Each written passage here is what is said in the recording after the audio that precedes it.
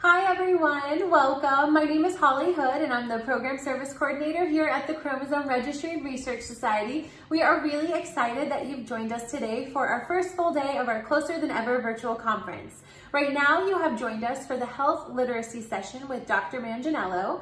Just to let you know, this session is pre-recorded, and don't worry if you miss a session, they'll be recorded and available after the conference. If you have any questions during the presentation, go ahead and type them into the chat box and one of our staff will get with the presenter afterwards. Also, please remember to turn off your cameras and mute yourself during the presentation. We really appreciate it. And don't forget, our silent auction is live. We'll go ahead and put that link into the chat box. Please go ahead and check it out and get some nice items for you and your family. We have our Starfish Family Fun Night and Table Touring event tomorrow. It is not too late to get a table, so if you're interested, we will pop that link into the chat as well. Before we get started, I wanted to share a little bit more about our speaker. So she is a professor at the University of Albany School of Public Health.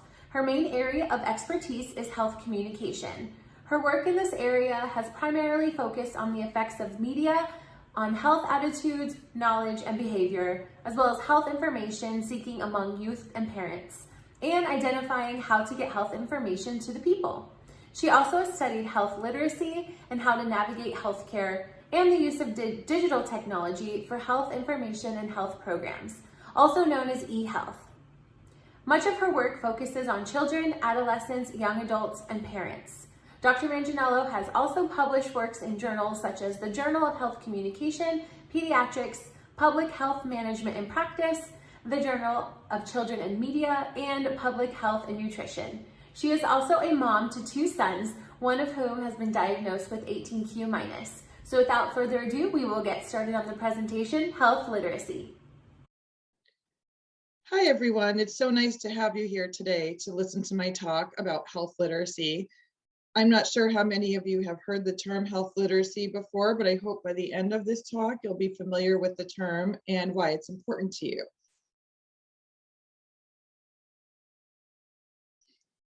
So who am I? Well, my name is Jennifer Manganello.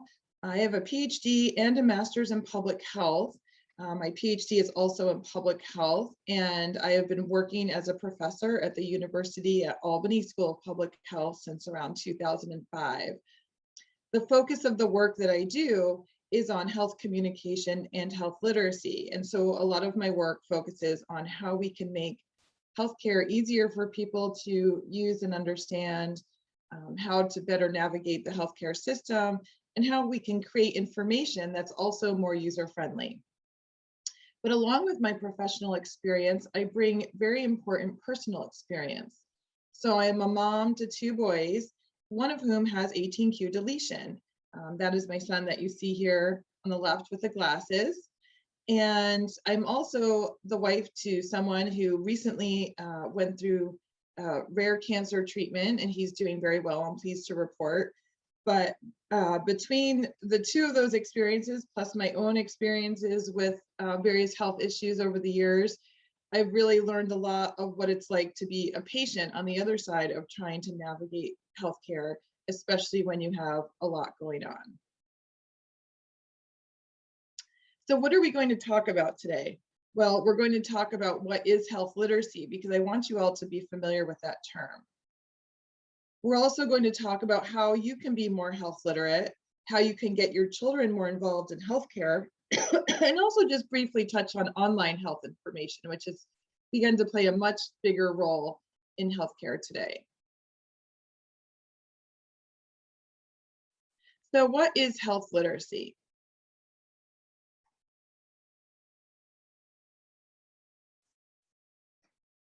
Health literacy has a lot of different definitions.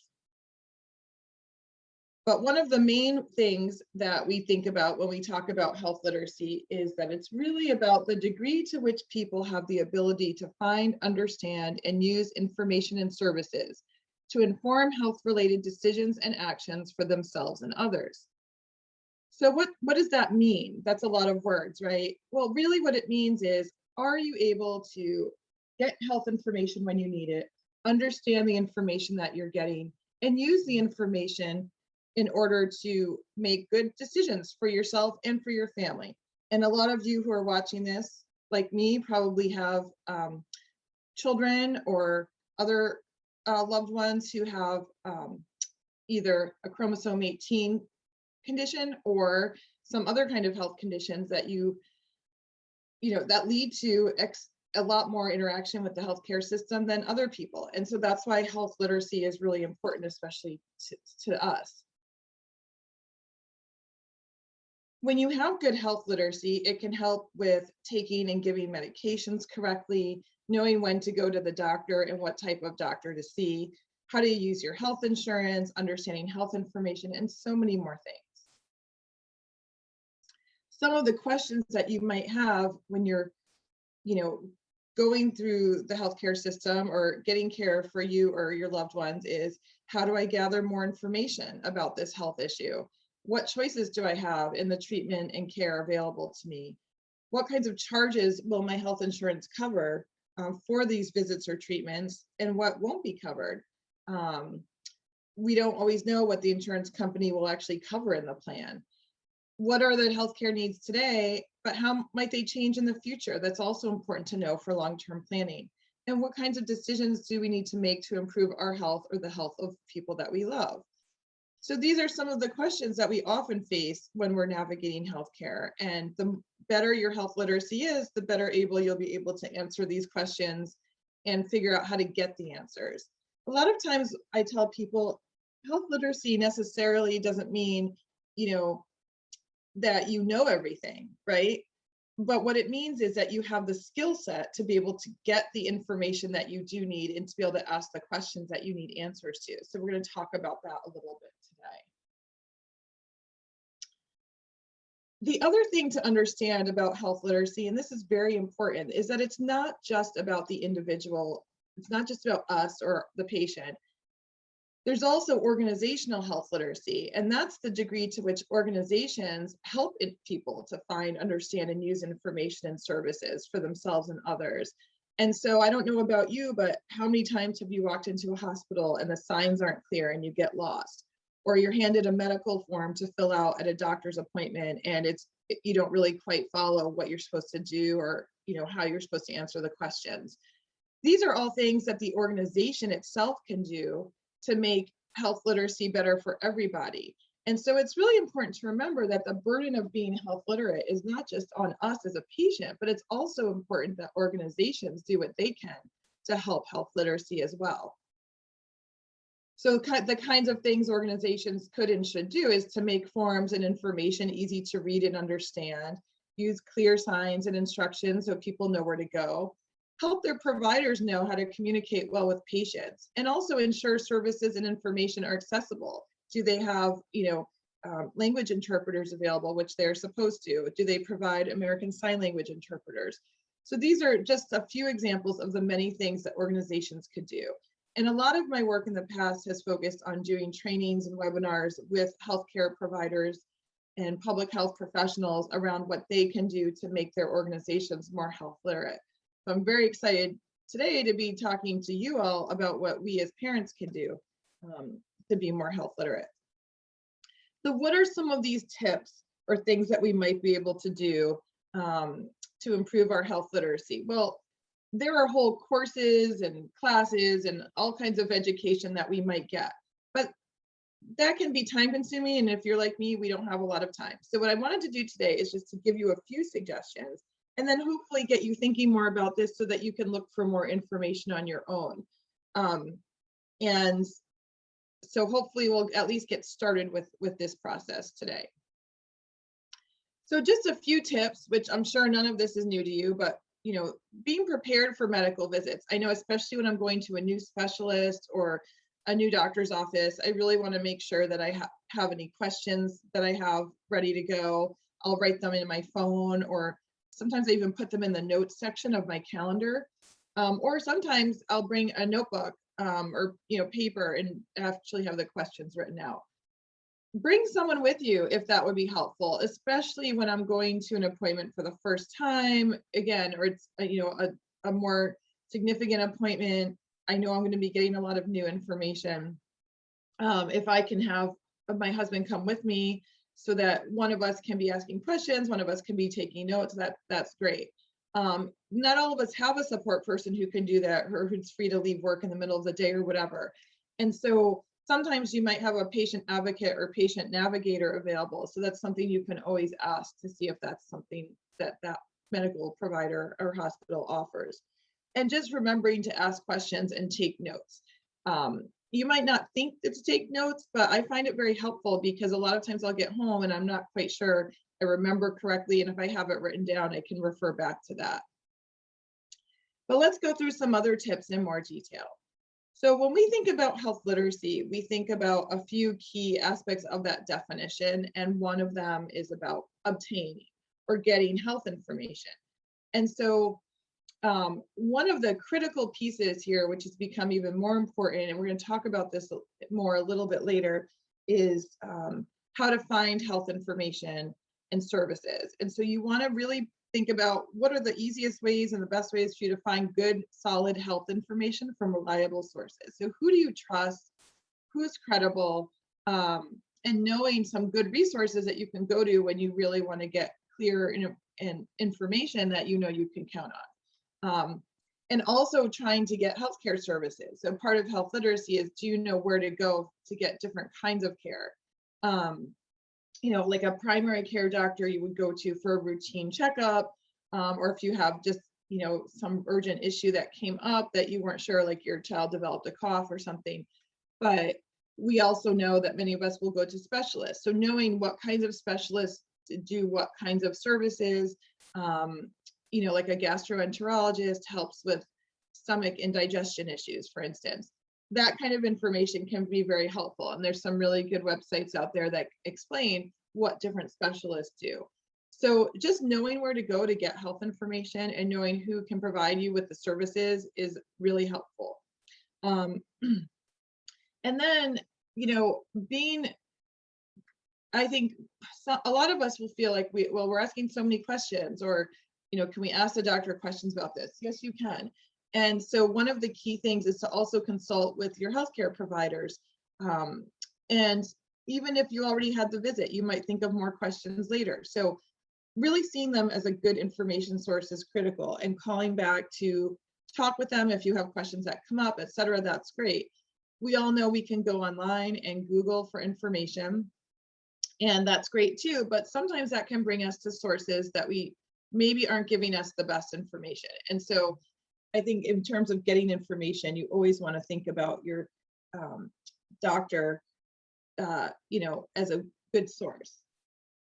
I'll tell you a quick story, which is that when my son, who has 18q deletion, was born, he had a couple of different disabilities and issues when he was born, but nothing really was apparent to us about, you know, any particular condition or anything. And over the first few years, as we went to different specialists, we would ask them, well, is there something more going on? Because he has all of these different issues. And people would say, gee, I've never really seen anything like this. Or they would say, maybe it's this, maybe it's that. We never really got any answers. And so at one point we went to see a geneticist, and they said, well, you can do a test, you know, to look at the genes and the chromosomes. And we were like, well, I don't know if we want to do that at the time. So then at one point we learned that he had a narrow ear canal, and one of the doctors we saw, who was a specialist, an ENT, an ear, nose, and throat doctor, was thinking that we should get him a surgery to widen his ear canal. And I wasn't sure about doing that at that point. We never ended up having that surgery actually for him.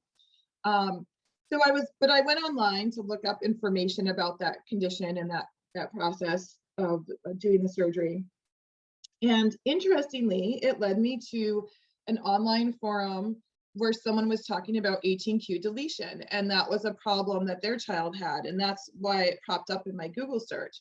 So as I was reading through this forum more and then looked up more information, I got to this list of, you know, different common issues that kids have with 18q deletion, and I was looking at it going, oh my gosh, my son has almost everything on this list.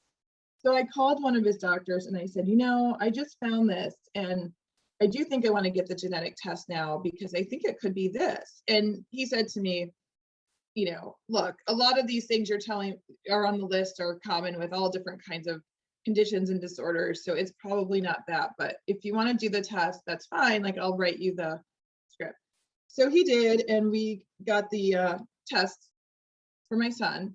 And I'll never forget the day he called me and he said, "You were right. The test came back and he has 18q deletion." And I just couldn't believe it, that after all of these years of talking to all of these specialists in Boston and Baltimore and everywhere else we were going, that we somehow figured it out on our own online. And so that's a unusual story, but I share it because some of you may be able to relate. And I think it's an example where the internet can be helpful when we're trying to get information.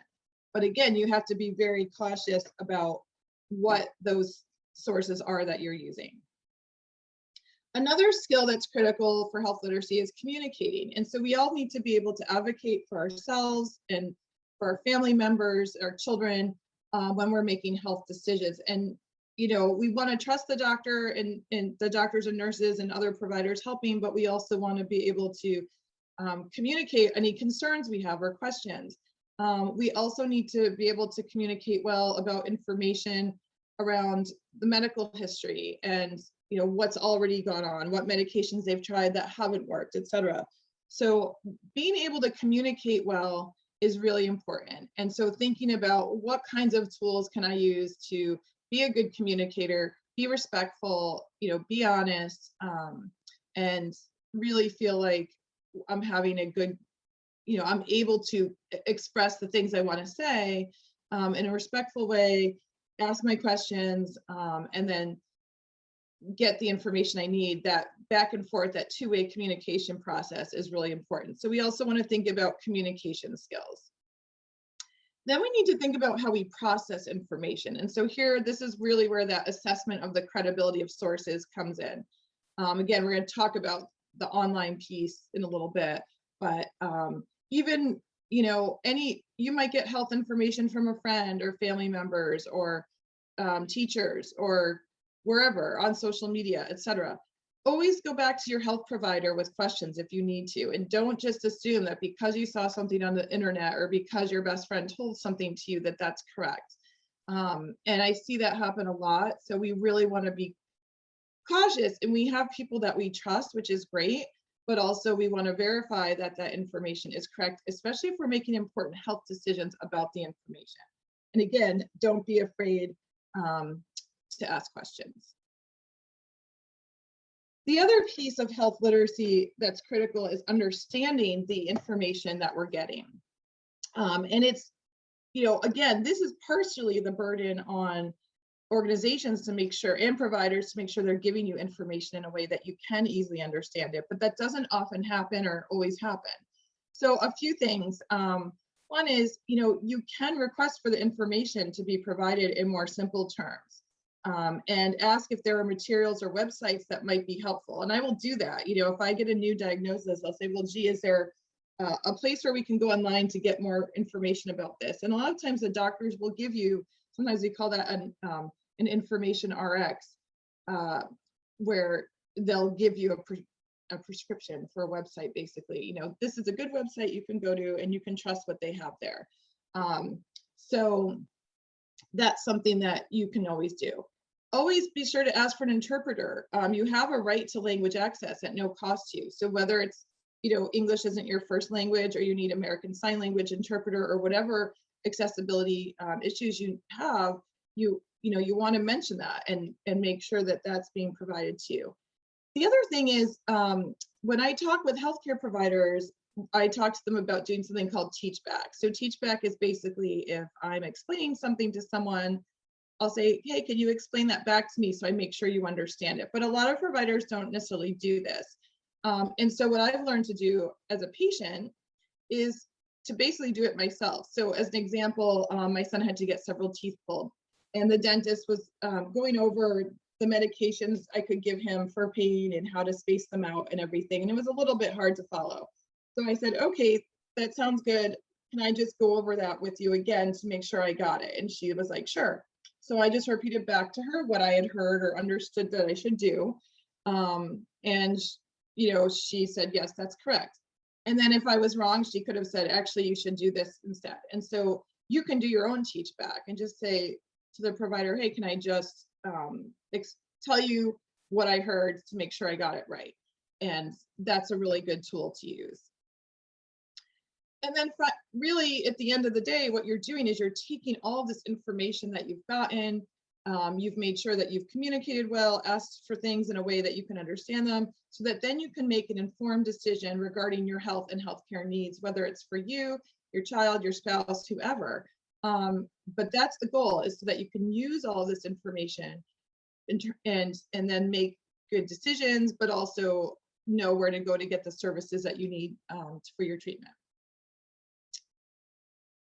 I'm going to show you a quick video. There's this program called Ask Me 3, and this is actually a really good thing that you can do in terms of, it's a little guide to how to ask questions at the end of your appointment. So let's just watch this video for a minute. And actually now I'm not sure you're going to have sound. But there's some text, so I'm going to play it. And unfortunately, I don't think I clicked share sound, so you probably won't hear anything, but you can also go and find it if you search up VA Ask Me 3. VA stands for Veteran Affairs.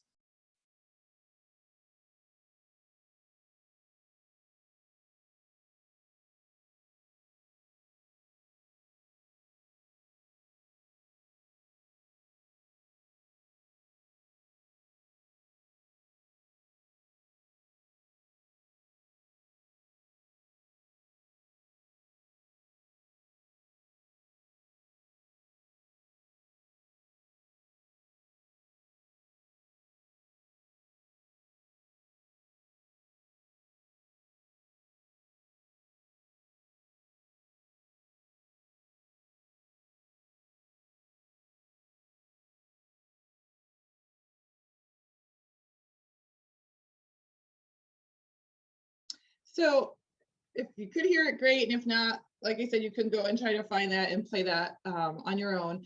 But basically, it's just saying, this is just a quick guide. So, if you're not sure the best way to ask your doctor questions, or you're uncomfortable with it, this is just 3 questions, excuse me, a 3-question guide, so that it kind of gives you a little script that you can use at the end of your appointment to just make sure you got everything correctly. Just remember, you can ask questions of a doctor, nurse, pharmacist, or any kind of healthcare provider, dentist, etc., eyeglass person. These are all people that are good sources of information. You can ask questions when you're getting ready for some kind of procedure, or you have to have your child have a test and you're not sure what's going to happen and you want to prepare your child. You've been prescribed a new prescription or medication.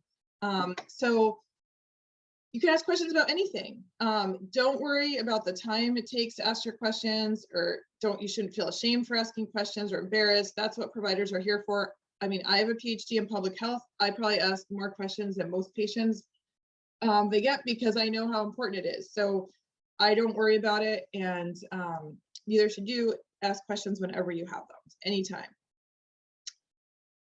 In particular, for those of us who have children with disabilities, there's a lot of extra information that we may need. And so these are just some examples of questions that you might have.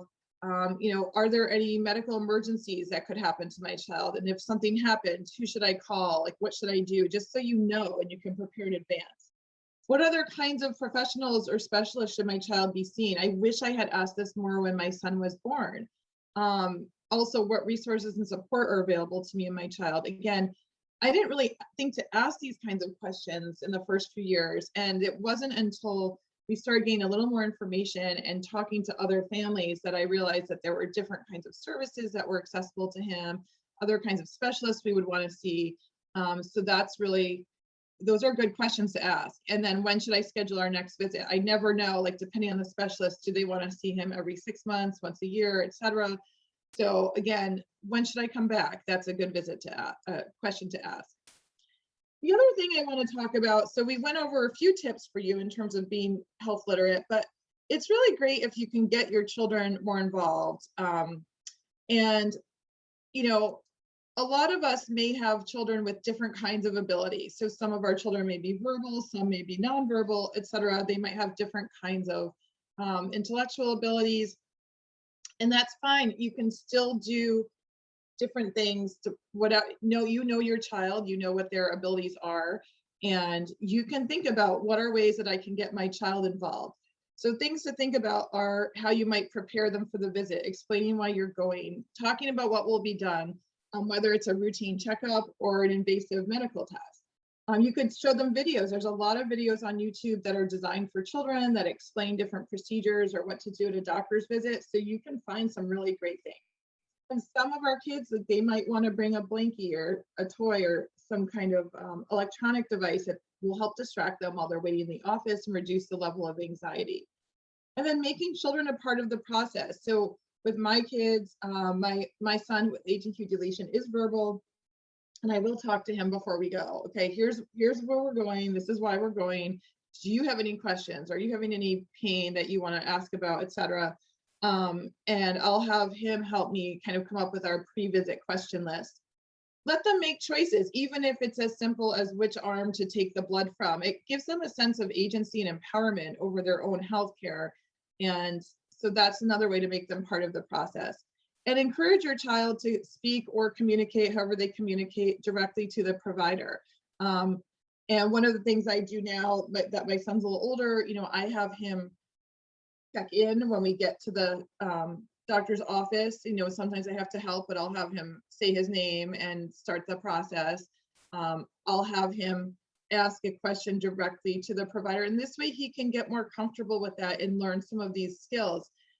I know a lot of times when I'm talking to people, they'll say, yeah, no one ever taught me how to make a doctor's appointment or how to do these things. And it's true. A lot of us probably had health education in school, but even now, a lot of, when my son took health education, a lot of that is about teaching us more about actual health information, such as, nutrition and, different kinds of safety things, and what, why you do or don't want to do certain health behaviors because they're good or bad for you.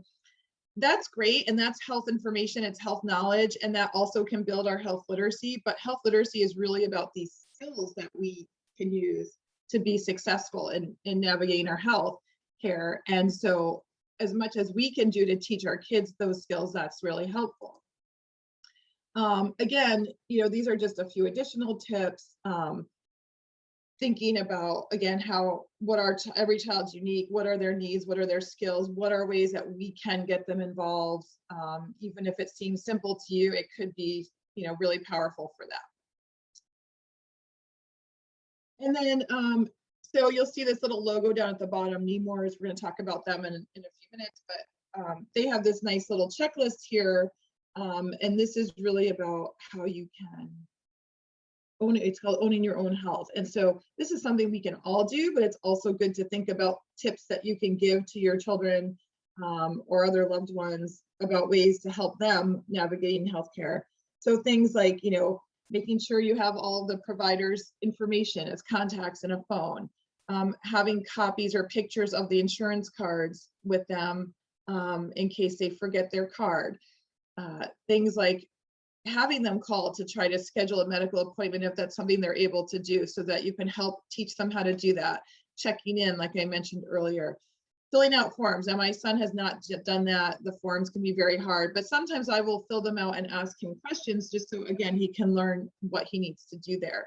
And having, maybe medical history in a cell phone or on some document that they can have copies of and bring with them. That can also be helpful, and also teaching them that it's okay to ask for questions. So this is a great list of different kinds of tools and tips you can give to your children, but also to use for yourself to help build some of these skills for health literacy. So let's talk briefly also about health information online. We know that the internet can be amazing and can be great, but can also have a lot of misinformation, and there can be a lot of incorrect information available. So one of the key questions to ask before trusting a website is, who is sponsoring that? So if it's .gov, it's a government agency. .edu means it's an educational institution like a school, college, or university. .org is often for nonprofit organizations, and .com is typically for commercial websites. So you want to remember, like, if I'm Googling something about, or using whatever search engine you use, and I'm looking for some kind of, idea for how to help with a particular health issue, I might find this website that says, oh, this is this great new supplement you can take and it takes care of all your problems. In fact, I keep getting an ad popping up on my Facebook feed about this particular supplement, and it sounds so great to me, but I know it's not, I've looked it up. It's not something that's actually effective. It hasn't been tested, but boy, does it look good. But when you get to a .com, a lot of times they're trying to sell you something. So you want to be aware of that and just double check the information. It doesn't mean the information is necessarily bad or wrong. It doesn't mean the product is bad, but you just want to be aware of that and maybe just double check with your doctor and say, gee, I found out about this great thing. It could help my child. What do you think? Just a quick check, that's all. A lot of times, again, advocacy groups can be great. The Chromosome 18 registry is amazing. It's been helpful to all of us. Sometimes there are some nonprofit organizations that may have other kinds of agendas. So again, you just want to be aware of what they're about and who they are so that you know if you think that there's someone you should trust or not. I really like going to university websites. As a professor, that resonates well with me. I have a lot of friends who do research in healthcare, so I trust what they're saying. I also really like children's hospitals. I find that a lot of the children's hospitals, including Nemours, which is out of Delaware, they have some really great information. So those are some of the places that I go to a lot. Some other questions to ask is, who wrote the information and who reviewed it? So a lot of times, if it's in a legitimate, you can see at the bottom, like who reviewed it, what, and also when was it written. Sometimes you'll see when it was updated. I recently was looking at a site and the last time it had been updated was like 2015. So I was like, all right, I'm going to try to find some other information. And again, knowing what's the purpose of the site, what is their main goal, that's helpful in terms of knowing whether it's something you should trust. Is your privacy protected? What do they do with your information? How can you protect your information if you have to enter anything or give some personal information? If that's explicitly stated, that's always good too. If something's offering quick and easy solutions and miracle cures, it may not be the kind of site you wanna go with. Social media is great. I mean, I think we've all, or many of us, have used social media to connect with others who have children with similar diagnoses to our kids. And it can really help reduce isolation. We can get recommendations and information, a little typo, sorry about that. I know I've gotten some great tips from people in the registry groups on Facebook, and that's been amazing. We can also follow organizations like the Registry and Research Society so that we can stay informed and learn about activities like this conference. And so that's really great too.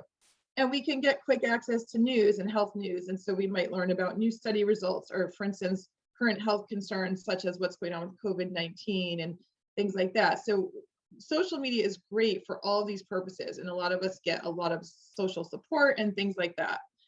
But we also have to think very carefully about our use of social media. So first, we have to think about what we post.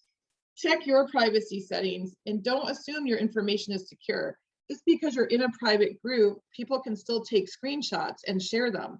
So I am pretty cautious about what I post about my kids online, but that's my choice, right? We all can make our own decisions about what we're comfortable with. Don't assume that online forums or Facebook groups are private. You can ask the page administrator, check the privacy settings to see, like, can people see if I'm in this group? Can people see what I'm posting if they're not a member? Those are good questions to ask. Also know that information you post could be permanent even if you delete it. So let's say I put something about my son's health on my Facebook page and I say, you know what, I'm not comfortable sharing that, I'm going to delete it. It doesn't mean it's been deleted from Facebook land. It's just been deleted from my page. So that's important to think about. And also there's just so much misinformation and sometimes it's intentional. People want to mislead us or give us incorrect information because it benefits them in some way. Other times people may just be sharing something and they don't realize it's not correct. So that's why we have to be very active consumers of information online and think about what it is we're exposed to. A few tips to spot fake health information is when you start seeing like significantly exaggerated language or very emotional language, as people trying to really get us riled up so that we buy into whatever it is they're saying. We want to look for more kind of neutral, objective kind of language. You might see some kind of catchy headline, but a lot of times, and I see this even with really, good news articles, the headline could be very misleading itself. So I know if you're like me and you're quickly scrolling through social media, you might just see the headlines, and that doesn't always give us the full view of what it is we need to know. And one thing I just wanted to mention is the information or study peer reviewed, especially when you're looking at research or study results. So companies and organizations can all do surveys and other kinds of studies, and then they can just write about them. And so you might see something about some study that was done or what people think about a particular issue. But that could have just been some company doing a survey on their own and just publishing the results. The kinds of information that I try to focus on is something that's called peer-reviewed information. So as an example, what happens is if I do a research study, I will, make sure that it's done in a scientific way. I'll collect my data, I'll analyze my data, and then I write a paper that presents the study that I did and what I found. And then I don't just put that paper out on like my website or a blog or something. I have to send that paper into an academic journal. And what they do is they send the paper out to other experts in the field who review that paper, and they look at it and read it and think, okay, was this study well done? Were there any issues? Is this person making conclusions that make sense based on what they found? And then usually I'll get, well, always you get feedback, and they tell you questions they have or things they think you should change or adjust. And then you will revise your paper based on that. And so if something's been published in an academic journal, it's gone through this process of peer review. So it's not just someone kind of putting something out there just because they think it's important or they did something that wasn't really looked at in a scientific way. So I always check, when I see an article or blog post about some kind of health information, where did they get this? And a lot of times what's great about being online is that there'll be a link to connect straight to the study. So I'll click on that so I can see, well, who did this study and was it peer reviewed? And so just that extra minute or two of double checking that information can be really useful and making sure that you're looking at something that you can really trust. There's an organization that has this little checklist for information sanitation, they call it, to help stop the spread of misinformation. I just wanted to throw this out there too. When you see something, a lot of times we're very quick to share it. We're like, oh yes, this looks so important, let's share it. But just, take a minute to check the comments. Has anyone fact checked it? Like, who's saying it? I saw something recently and I was like, wow, this is like big news. And then I was like, I haven't seen this anywhere else though. Let me just do a quick search. And when I searched on this particular topic or event, I couldn't find any corroboration of this anywhere else or in any other source that seemed a little more credible. So I said, I'm not going to share this. I don't know what this is about. And so that was a really good thing that I had done with that step to make sure that I wasn't sharing something that maybe wasn't true. And always ask the source. So, and I think people have gotten more comfortable with this, especially in the last year with COVID-19. So if someone's posting information, just if in there, it's like their opinion, you can say, well, gee, this sounds really important. Can you share the source with me so I can go and read more about this? You don't have to be confrontational. You could just ask for the source so that you can go and double check it. And that might help you also make sure that the information is correct. And it may just be a check to them that, oh yeah. And so when I share information online, I always will put a source with it. That's a good credible source so that people can go there directly and they know it's not just me, saying something that I think is true, even if it may not be. But also, I think the most important thing is to talk to your doctor. So, if I find something online, or even with the Chromosome 18, the Q deletion Facebook page, sometimes I'll see some great things there and I'll bring it up at my son's next visit. And I'll say, yeah, I saw this. Is this something that could be good for him, or a medication that might work for him? And sometimes they'll say, yeah, that could be really good. Let's try it. Or they'll explain to me why, yeah, I could see why that person might use it, but it wouldn't be good for your son, and this is why. So bringing that information to the health provider is really important. So we can use the information we find as one tool of many. A great resource is Nemours Hospital created this site called Kids Health. They have a page for parents, kids, and teens and educators. The site's great. They're constantly updating it. It's very credible. I highly recommend it. You'll see here, there's a link for doctors and hospitals. And when you go to that page, you see all kinds of things that can be super helpful with health literacy, like how to find health insurance and preparing your child for visits to the doctor, medical care by age group. So definitely check out this site. I really like it and I use it a lot myself. A few last things to just know, a little bit separate from health literacy is healthcare is just one system that we all have to navigate. A lot of us have used early intervention services, special education in schools, disability services, some stuff that's gone into the mental health system. There are many programs to know about and to learn about. So just, again, a lot of these health literacy skills can be applied to anything, but knowing what these services are can be really critical. So early intervention is typically used for children age 0 to 3 when they have developmental delays and disabilities, and you can get different services based on their needs. So if you're not familiar with early intervention and you have a young child, it's definitely something to look into. In school, you can get either 504 or IEP plans, which is an individualized education program. And so these enable your child to get either accommodations in a regular classroom setting or a special education program that will help them be a better learner and learn more in school. And there's all kinds of nuances with that system, but there's some really, again, great resources out there to help you with that. One of the things, check your state. So I live in New York and we have a website that's called Multiple Systems Navigator. And so you can go to all of these different links here and there'll be information about how to access and use those systems.